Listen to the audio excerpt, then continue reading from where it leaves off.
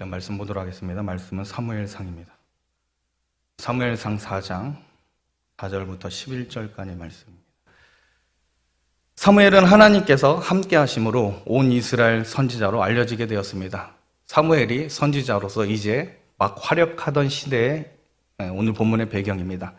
사무엘상 3장 21절 말씀에 보면 이렇게 되어 있습니다. 사무엘상 3장 21절 말씀에 보면 여호와께서 실로에서 다시 나타나시되 여호와께서 실로에서 여호와의 말씀으로 사무엘에게 자기를 나타내시니라 라고 되어 있습니다.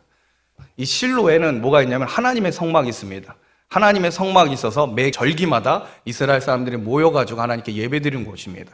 이 하나님의 실로를 중심으로 해서 이스라엘은 계속 하나님을 섬기며 제사하며 지냈는데, 문제는 그 당시에 실로를 누가 관장했냐면 엘리 제사장과 그의 두 아들 홈니와 비느하스가 이 실로를 관장하고 있었습니다. 근데 이 엘리가 하나님 앞에 악하였습니다. 특별히 이 두 자녀 홈니와 비느하스는 개역 성경에 보면은 하나님 앞에 불량자라고 불려질 만큼 굉장히 악한 자들이었습니다. 그런 자들이 실로를 장악하면서 이스라엘의 하나님의 말씀이 희미해졌습니다. 그런 상황 가운데 하나님께서 세우신 인물이 있는데 그 사람이 누구예요? 사무엘입니다. 사무엘이 어렸을 적에 하나님의 부르심을 받고 이 엘리에게 하나님의 말씀을 전하였습니다. 그리고 이제 이 사무엘이 장차 커서 선지자로 이제 막 이름이 명성이 쌓여있을 그때 무슨 일이 일어났냐? 바로 블레셋과의 전쟁이 일어나는 겁니다. 이런 배경하에서 본문을 보시면 됩니다. 여호와께서 실로에서 다시 나타나시니라고 되어 있습니다. 3장 21절의 말씀이 그렇습니다. 전에는 엘리와 홈니와 비느하스 때문에 하나님의 이상이 희미했던 이 실로에 사무엘이 등장해서 말씀을 사역을 하기 시작하니까 놀랍게도 실로에 하나님이 나타나셨다고 되어 있습니다. 여호와께서 사무엘과 함께 하시면서 사무엘을 통해 자기를 계시하시기 시작하자 하나님의 이상이 희미하던 이 실로 가운데 하나님의 역사가 다시 일어나기 시작한 겁니다. 사무엘로 인해 말씀 사역이 제대로 이루어진 결과 하나님의 성막이 모셔져 있던 이 실로가 실로다워지기 시작한 겁니다. 사무엘이 선지자로서 사역하기 전까지만 해도 엘리와 그의 두 아들들로 인해 실로는 생기를 잃어버렸고 하나님의 임재를 경험하는 일이 없었습니다. 제사는 드려졌지만 형식적이었을 뿐이었고 하나님을 향한 진정한 회개와 참된 회심이 없었습니다. 엘리 제사장은 하나님의 무서운 경고에도 아들 홈니와 비느하스가 한 죄악을 덮어버렸습니다. 실로에서 이 홈니와 비느하스가 수종드는 여인과 간음죄를 저질렀음에도 그것을 알고 있음에도 불구하고 엘리 제사장은 덮어버렸습니다. 하나님의 무서운 경고를 받았음에도 불구하고 엘리 제사장은 그냥 덮어버립니다. 그 결과 죄에 대한 심각한 고민과 참된 경건이 이루어질 수 없는 시기였습니다. 사무엘이 활동하기 시작한 후부터는 다시 이제 하나님의 계시가 이스라엘 가운데 강력하게 나타났습니다. 우리 4장 1절 말씀, 사무엘상 4장 1절 말씀, 우리 한 목소리를 한번 같이 읽겠습니다. 사무엘의 말이 온 이스라엘에 전파되니라. 여기까지요. 하나님께서 사무엘을 통해서 역사하시는데 사무엘의 말이 온 이스라엘에 퍼지기 시작합니다. 계시가 다시 살아납니다. 하나님의 말씀이 사무엘을 통해 이스라엘 온 땅 가운데 퍼졌습니다. 어렸을 적부터 하나님의 말씀을 가감없이 엘리 제사장에게 전달하였던 이 사무엘은 이제 장성해서 온 이스라엘 가운데 하나님의 말씀을 선포하는 선지자가 되었습니다. 사무엘의 선지자 사역은 이스라엘 백성에게 또 인정을 받습니다. 그리고 이어서 4장 1절, 2절 다시 보면 이렇게 되어 있습니다. 4장 1절, 2절 다시 한번 읽겠습니다. 그 밑에 부분 이스라엘은부터 같이 읽겠습니다. 이스라엘부터 시작. 이스라엘은 나가서 블레셋 사람들과 싸우려고 에베네셀 곁에 진치고 블레셋 사람들은 아벡에 진쳤더니 블레셋 사람들이 이스라엘에 대하여 전열을 벌이니라. 그 둘이 싸우다가 이스라엘이 블레셋 사람들 앞에서 패하여 그들에게 전쟁에서 죽임을 당한 군사가 4,000명가량이라. 사무엘이 선지자로서 활동하고 있는 모습이 기록된 후에 곧바로 이스라엘이 블레셋과 싸우는 장면이 나옵니다. 자, 당시 블레셋은 5개의 도시국가로 되어 있습니다. 이스라엘을 거의 관할하면서 점차 세력을 넓혔던 나라가 이 블레셋입니다. 특별히 이 사사기를 보면은 한때 사사 삼갈이 소모는 막대기를 가지고 블레셋을 물리치는 일도 있었습니다. 또 우리가 잘 알고 있는 이 삼손도 블레셋을 굉장히 괴롭힌 사사 중에 한 사람입니다. 그런데 대체적으로 이 사사기를 살펴보면 자, 이스라엘은 이 블레셋에 한참 문화적으로 미치지 못했습니다. 왜냐하면 이 블레셋은 문화적으로 선진국가 같았습니다. 이들은 철기 문화를 가지고 있어서 그 당시에 가나안 문화에서 굉장히 톱을 달리고 있는 나라였습니다. 블레셋이 이스라엘을 관할하고 있었는데 관할을 당하는 이스라엘조차도 블레셋의 다스림이 그렇게 싫지만은 않았습니다. 오히려 블레셋의 다스림을 당연한 것으로 받아들이던 시기도 있었습니다. 그때가 바로 삼손 때였습니다. 사사기 15장 11절 말씀에 보면 이렇게 되어 있습니다. 사사기 15장 11절 말씀에 보면 유다 사람 3,000명이 에담바의 틈에 내려가서 삼손에게 이르되 너는 블레셋 사람이 우리를 다스리는 줄을 알지 못하느냐? 내가 어찌하여 우리에게 이같이 행하였느냐 하니 삼손이 그들에게 이르되 그들이 내가 행한 대로 나도 그들에게 행하였노라 아니라 라고 되어 있습니다. 여러분, 이스라엘의 리더 지파 12지파 중에 앞선 지파가 누구죠? 첫 번째로 꼽는 지파가 유다 지파입니다. 그 유다 지파 사람들이 블레셋의 사주를 받아서 블레셋 도시들을 어렵게 하는 삼손을 잡으려고 하는데 보니까 3,000명이나 모입니다. 3,000명이 모여서 누굴 잡으려고 그래요? 삼손을 잡으려고 합니다. 그리고 나서 이 삼손과 마주하게 되는데 이때 삼손에게 굉장히 황당한 얘기를 합니다. 뭐라고 얘기하냐면 삼손에게 블레셋이 우리를 관할하는 줄을 알지 못했냐라고 말하고 있습니다. 여러분, 하나님의 다스림을 받아야 될 이스라엘 백성이 블레셋으로부터 다스림을 받는다는 말을 부끄럽지도 않게 삼손에게 말하였던 시대가 바로 사사기입니다. 한마디로 블레셋이 다스림을 당연한 것으로 이스라엘이 여겼던 겁니다. 근데 이제 사사기를 지나 오늘 본문으로 다시 보면 무슨 일이 일어나는지 잘 모르겠습니다. 그러나 사무엘이 선지자로 본격적으로 활동하던 그 시기에 정확히 어떤 이유인지 몰라도 이스라엘이 블레셋과 싸우기 시작합니다. 어떻게 보면 이것은 하나님의 은혜입니다. 점점 이스라엘이 블레셋과처럼 동화되어 가려고 하는 시기로 많은 사람들이 봅니다. 어찌됐든 중요한 건 이제는 이스라엘이 정신을 차리고 블레셋과 싸우고 다투고 전쟁을 하는 시기까지 오게 된 겁니다. 그런데 문제는 여기서 두 가지 분위기를 읽게 되는데, 자, 사무엘을 통해 이스라엘과 실로가 생기를 얻게 됐습니다. 하나님의 말씀을 선포하는 선지자가 나타났습니다. 그리고 곧바로 전쟁이 일어나는데 사무엘이 선지자로서 영향력이 점점 커져가고 있는 그때에 전쟁이 일어나는 겁니다. 이제 이스라엘이 블레셋으로부터 벗어나기를 원하였고 전쟁이 일어났습니다. 그런데 여러분, 본문을 잘 보면 블레셋과 싸우기 전에 하나님께 허락을 받았다던가 제사를 드렸다던가 하나님께 어떻게 싸워야 할지 전략을 물었다는 내용이 있습니까? 없습니까? 그런 내용이 전혀 없습니다. 여러분, 사무엘이 선지자로서 인정을 받고 있었고 이제 하나님의 뜻을 물어볼 사무엘이 많은 사람들에게 알려진 상황입니다. 그런데 블레셋과의 전쟁과 관련돼서 여러분 이 내용을 쭉 읽어보면 사무엘의 이름이 언급됩니까? 안 됩니까? 언급이 안 됩니다. 선지자로 알려진 사무엘은 전혀 거론되지 않고 하나님의 법궤를 들고 싸워서 졌는데 이제는 법궤까지 빼앗고 수많은 사람들이 죽었다. 이런 내용들로 계속 이어집니다. 이스라엘이 여호와의 선지자로서 사무엘을 인정하였지만 하나님의 뜻을 묻고 그에 대해서 관심을 가지는 분위기는 거의 없었다는 말로 본문을 보면 됩니다. 단지 이스라엘 사람들은 불량자 홈리와 비느하스를 중심으로 지금 전쟁을 치르고 있습니다.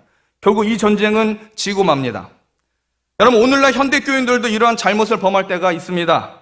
영적인 것과 현실적인 것을 구분해서 보려고 하는 경향이 있습니다. 하나님의 말씀이 과연 현실 세계에도 충분히 효과를 낼 수 있겠는가라고 의심을 합니다. 현대 교인들은 내가 말씀을 듣고 은혜를 받는 것과 삶의 전쟁에서 말씀을 활용하는 것과는 별개라고 생각을 합니다.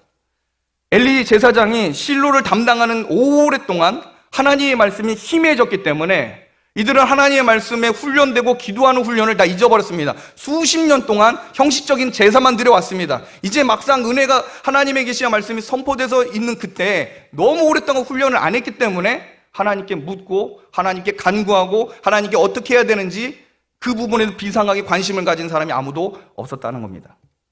이스라엘 백성들은 하나님의 말씀을 잘 몰랐습니다.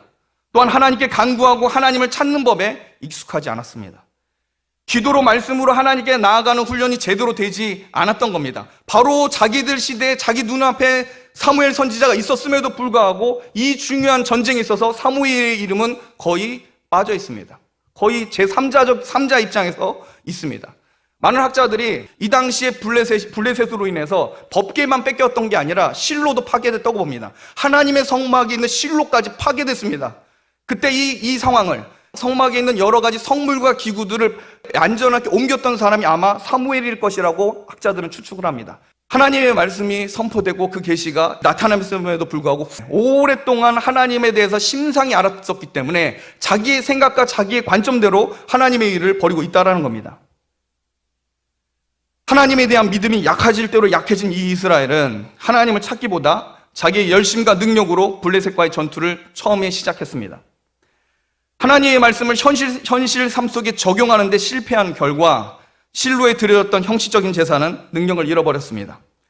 블레셋 전쟁에 승리하기 위해 블레셋에게 패배하고 나서야 이제 드디어 하나님을 기억하고 이제 하나님을 앞세워 보려고 했지만, 여러분, 이스라엘 백성은 평상시에 하나님과 교제하지 않았고 자기 소견에 옳은 대로 행했던 사람들입니다. 이스라엘에 사무엘과 같은 선지자가 있음에도 이스라엘 백성들은 자기 멋대로 하나님을 앞세웁니다. 여러분, 하나님을 앞세우고 하나님께 간구하는 건 좋은 겁니다. 그런데 하나님과의 평상시 혹은 하나님과에 대한 지식과 하나님에 대한 알미 전제되지 않은 가운데 하나님을 잘못 앞세우면 하나님께서 이 일들을 기뻐하지 않을 수 있다는 겁니다. 오늘 본문이 그 얘기를 합니다. 이스라엘 백성은 하나님을 어떻게 높여야 되고 어떻게 앞세우는지 전혀 감을 못 잡고 있습니다. 결국 이스라엘 백성은 하나님을 앞세우는 게 아니라 하나님을 이용하는 방식으로 이 전쟁을 치르고 있습니다. 여러분, 오늘날 우리의 신앙이 하나님께 도움을 구하고 하나님을 찾는 건 중요한 거지만, 그러나 하나님에 대해서 제대로 알지 못한 가운데 하나님을 이용하려고 하는 잘못된 순서로 나아가면 안 된다는 겁니다. 하나님의 말씀을 모르기 때문에 하나님께서 어떤 계획과 어떤 마음으로 이 전쟁을 보고 계시는지 하나님께 묻는 사람들이 전혀 없었습니다. 자기들이 생각나는 방식대로 일을 치르고 있습니다. 여러분, 이스라엘 백성이 하나님을 앞세우며 이 전쟁을 치르기 원했다면 그들은 먼저 어떻게 해야 돼요? 실로에 집결을 해야 됩니다. 실로에 집결을 해서, 그리고 그들이 선지자 사무엘로부터 하나님의 전략을 들었어야 됩니다. 우리가 왜 진 겁니까? 정말 이 전쟁은 하나님께서 원하시는 전쟁입니까? 혹시 우리가 죄가 있어서 하나님 앞에 뭔가 잘못된 부분이 있습니까? 라고 진지하게 영적인 부분들을 살피면서 나갔어야 되는데 아무도 그런 시도를 한 사람이 없었습니다. 그리고 그들이 하나님의 전쟁에 대해서 모세율법이 정한 규례대로 순종하면서 분명히 했어야 됩니다. 여러분, 이들에게는 모세율법, 하나님의 말씀이 분명히 있었습니다. 즉 성경이 있었다라는 겁니다. 근데 어떤 사람도 성경을 뒤져가면서 하나님께서 이 전쟁을 어떻게 해야 되는지 아무도 살피는 사람이 없었다는 겁니다. 여러분, 모세오경에 신명기에 보면 전쟁을 할 때는 이렇게 해라라고 분명히 하나님은 말씀해 주셨습니다. 그런데 어떤 누구도 그 일을 행하지 않았습니다. 그들은 하나님의 말씀을 무시하거나 생략했을 뿐만 아니라 자기 생각에 옳은 대로 법궤를 멋대로 끌어내서 하나님을 이용해 전쟁에 이기려고 하고 있습니다. 여러분, 이것은 이방 민족이 우상신을 이용하는 방식과 다를 바 없는 행동입니다. 우리 사무엘상 4장 3절 말씀, 우리 한 목소리 같이 한번 읽어보겠습니다. 백성이 진영으로 돌아오매 이스라엘 장로들이 이르되 여호와께서 어찌하여 우리에게 오늘 블레셋 사람들 앞에 패하게 하셨는고 여호와의 언약궤를 실로에서 우리에게로 가져다가 우리 중에 있게 하여 이것으로 우리를 우리 원수들의 손에서 구원하게 하자 하니. 여러분, 3절을 보면 이스라엘 장로들이 블레셋으로 인해 패배한 것에 대해서 원통한 심정으로 여호와를 찾고 있습니다. 여러분, 하나님을 찾는 건 좋은 겁니다. 하나님을 찾는 것은 영적인 면에서 선하고 경건하고 바람직한 것이지만, 그러나 여러분 3절을 결코 긍정적으로만 볼 수는 없습니다. 왜냐하면 하나님을 찾지만 하나님을 향한 경외함이 없습니다. 하나님께서 왜 이스라엘이 패배하게 하였는지 정말로 궁금했다면 말씀을 펴야 합니다. 그리고 기도해야 합니다. 그런데 이스라엘 장로들은 전혀 그런 시도를 하지 않습니다. 이스라엘 장로들이 내린 조치는 실로에 가면 하나님의 언약궤가 있으니 그것들을 가져오자라고 말할 뿐입니다. 그들은 언약궤가 무엇을 의미하는지 전혀 모르고 있습니다. 왜요? 하나님의 말씀과 하나님의 신학과 하나님께서 행하시고자 하신 계획에 대해서 관심이 없고 이 전쟁에서 어떻게 하면 이기느냐밖에 생각을 하지 않기 때문입니다. 엘리와 홈리와 비느하스가 오랫동안 활동하면서 하나님의 이상이 희미했던 시기가 너무 오래 있었습니다. 여기에 익숙한 자들이었기 때문에 하나님께 방법을 묻는 것조차 시간 낭비라고 봤을 겁니다. 오랫동안 생명력을 상실한 교회는 기도와 말씀이 정지되어 있습니다. 영적으로 화석화된 그 상태가 편한 겁니다. 말씀을 보고 기도할 시간에 우리 군인들에게 사기를 진적시킬 만한 쓸모있는 행동을 하자라고 이들은 외칩니다. 사기를 진적시킬 만한 그런 아이템을 하나 구상해보자라고 하면서 하나님의 법궤를 들고 와서 우리 진영에 우리 군인들을 결속시켜보자라고 하나님을 이용할 뿐입니다. 블레셋 사람들이 하나님의 법궤가 일어나자 이 블레셋 사람들이 놀래서 힘들어합니다. 두려워합니다. 근데 정작 이 전쟁 어떻게 됐습니까? 우리가 본문에 봤듯이 철저하게 이스라엘이 패배하고 법궤를 빼앗깁니다. 100번 기도하고 말씀을 읽는다고 문제가 해결하겠느냐 하면서 좀 더 전쟁에 도움이 되는 일을 하자라고 이들은 말합니다. 여호와의 이름을 거론하면서요. 만약 당시 이스라엘 장로들이 깨어있는 사람이었다면 왜 하나님은 이스라엘로 패배하게 하였는가 진지하게 고민하였을 것이고 과거 여호수아처럼 아이성의 패배로 고통하면서 옷을 찢으면서 하나님께 물었을 겁니다. 그러나 이들은 하나님을 이용했을 뿐 하나님에 대한 진지한 마음의 자세가 없었습니다. 즉 경외심이 없었습니다. 다시 3절 본문을 보면 이스라엘 장로들의 이 세속적인 가치관을 가지고 여호와의 전쟁을 진행하고 있음을 보게 됩니다. 여러분 3절 끝부분을 보면 이렇게 되어 있습니다. 3절 끝부분에 보면 그것으로 우리를 우리 원수들의 손에서 구원하게 하자라고 되어 있습니다. 여기서 구원하게 하자라는 부분을 여러분 밑줄을 치십시오. 구원하게 하자라고 하는 이 단어는 히브리어로 아시에누입니다. 이 아시에누는 문법상 사역동사입니다. 사역동사란 뭐냐면 무엇을 시키는 입장에서 사용하는 동사입니다. 주인이 종에게 이것을 하라고 명령하고 시키는 것, 그것을 하도록 촉구하는 것, 이게 사역동사입니다. 한마디로 지금 여호와를 시켜서 우리를 구원케 하도록 만들어보자라고 하는 겁니다. 여러분, 구원하게 하자라고 하는 이 말은 하나님 앞에 쓴다는 것은 신성 모독이고 겸손한 태도이고 하나님을 욕되게 하는 겁니다. 여러분, 하나님을 시키실 수 있는 자신 있는 배짱 있는 그런 피조물이 이 세상 가운데 있을 수 있을까요? 하나님을 시킵니까? 하나님을 그렇게 하도록 만들어보자라고 계획을 짭니까?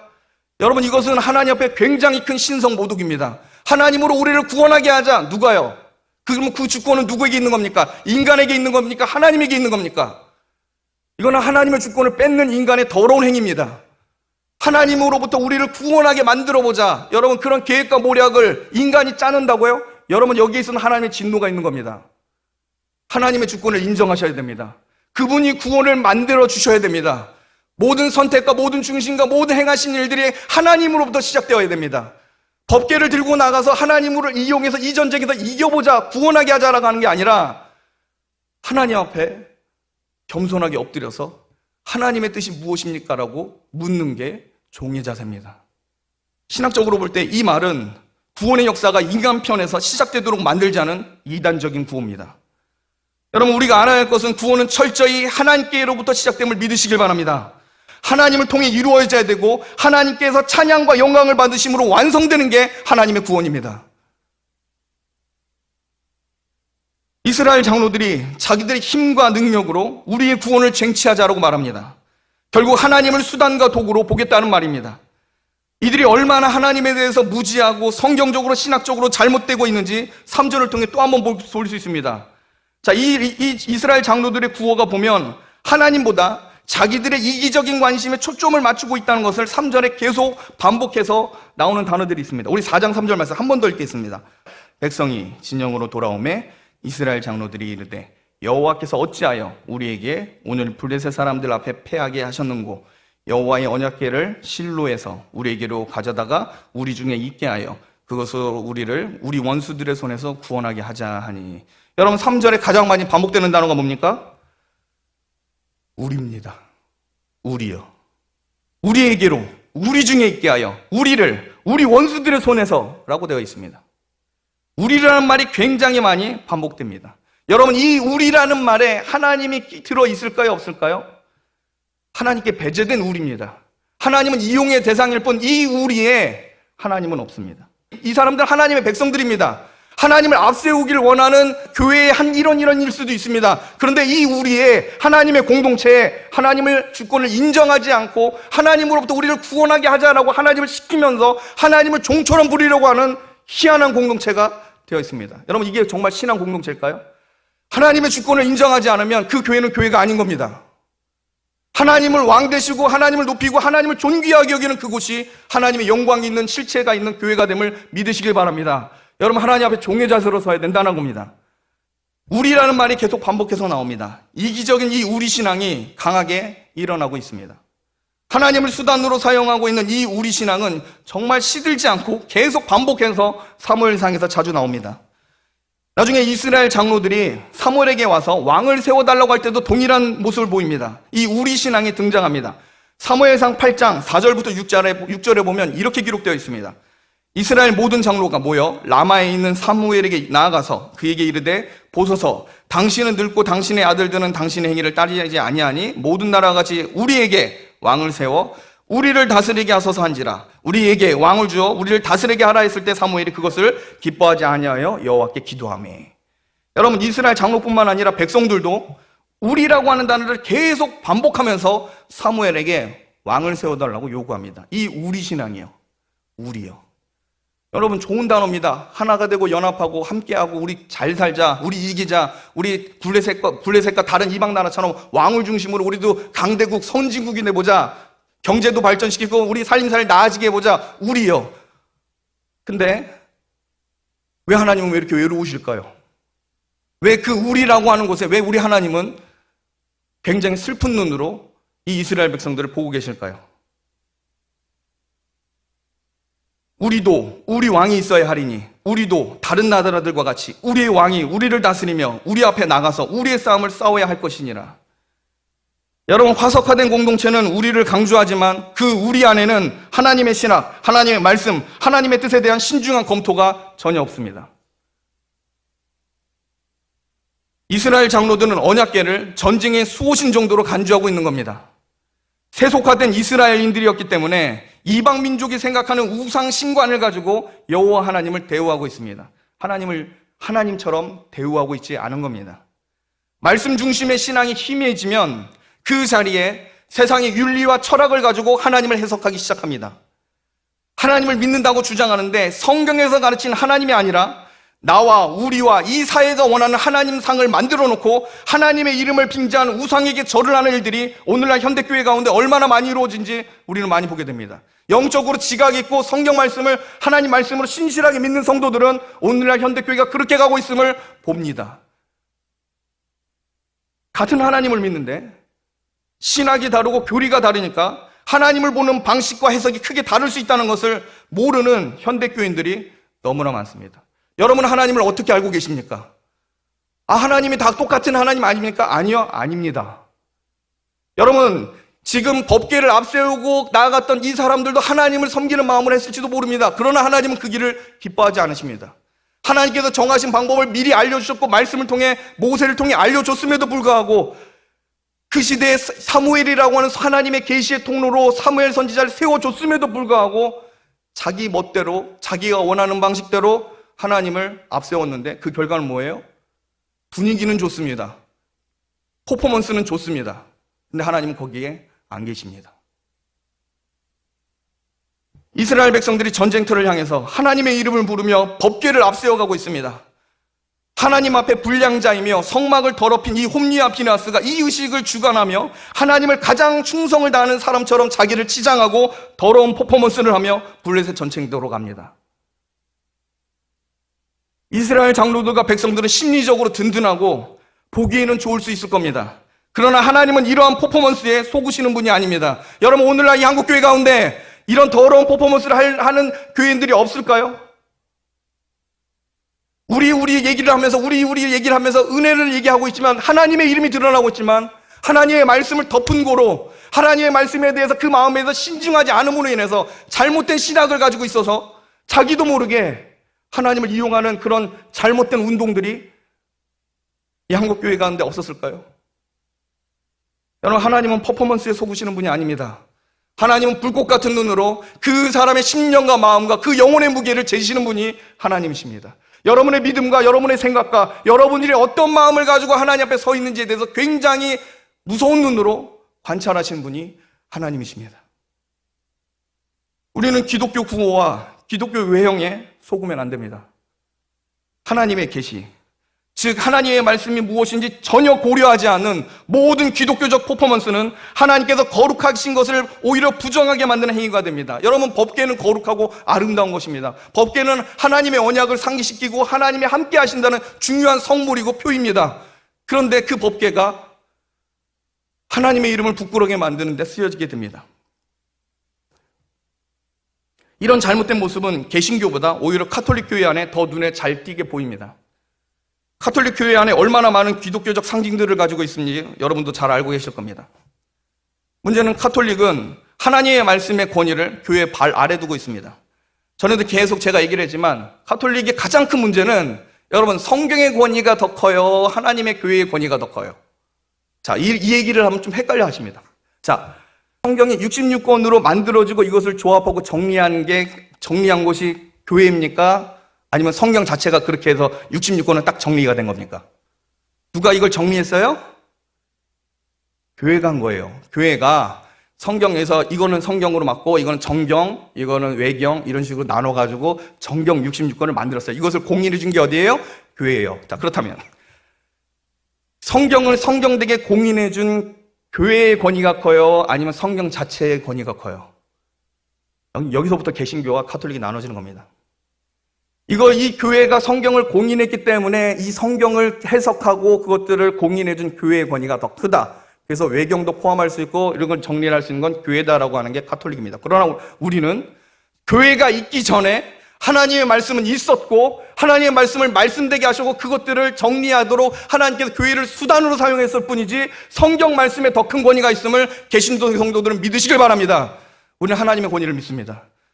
교회가 성경을 공인한 게 아니라 성경을 통해서 교회가 생겨난 줄 믿으시길 바랍니다. 여러분, 우리는 말씀 중심입니다. 그러나 카톨릭은 그렇게 해석하지 않습니다. 문제는 카톨릭은 하나님의 말씀의 권위를 교회 발 아래 두고 그 해석권을 교황의 주권하에 둠으로 하나님을 교회의 도구로 교회의 권위를 높이는 데 이용하는 하나의 개념으로 하나님을 바꿔버렸습니다.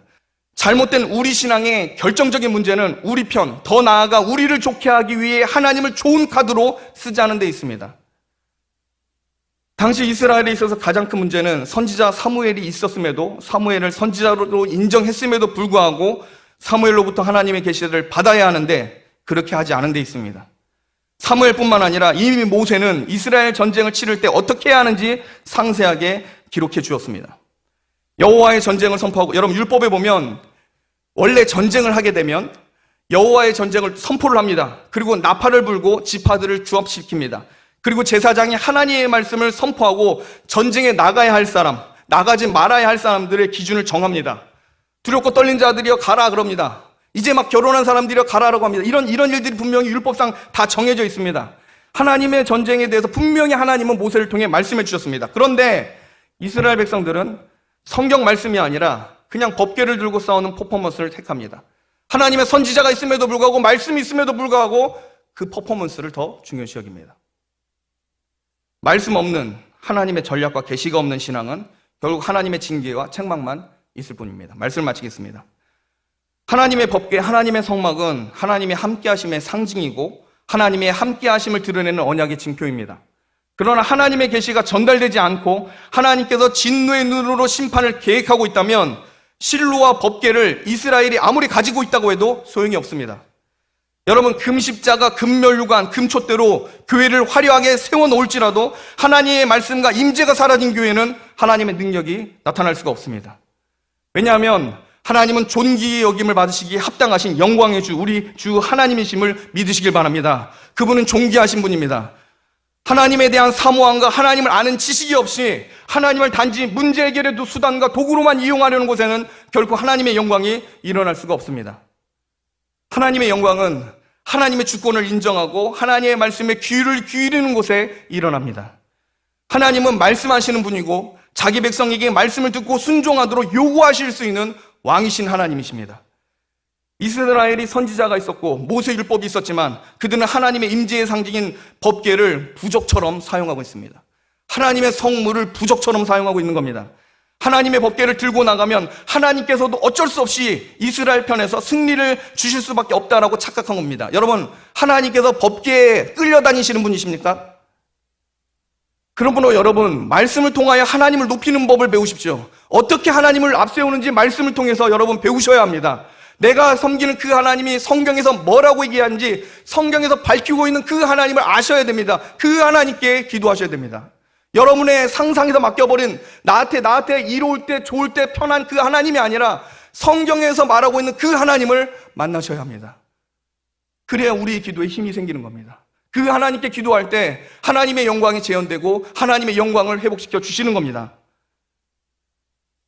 여러분, 법궤는 하나님의 임재를 상정하지만 법궤는 꼭 하나님과 말씀과 함께 가도록 이미 성경에선 그렇게 되어 있습니다.